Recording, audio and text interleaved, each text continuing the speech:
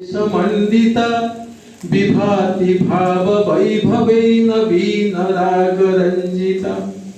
विनोदिनी विलासिनी विमोहिनी वकामिनी विराजते रसाङ्गणे नवीन वृष्टिनायिका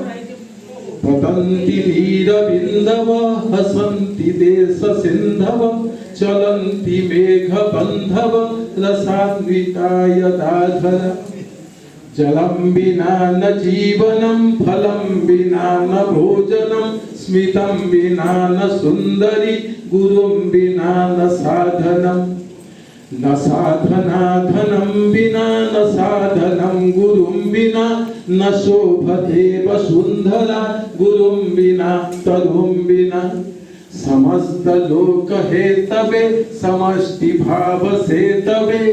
समागता समागता समादरेण पूर्णिमा আজি ए आनंद एवं ये समस्त सृष्टि भितर मनुष्य हूँ श्रेष्ठ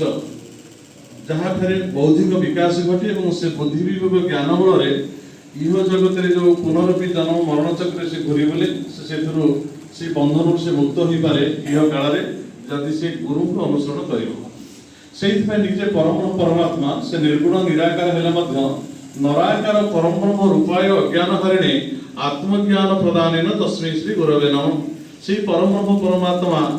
निराकार निर्विकार निरंजन से साकार रूप नियंती गुरु रूप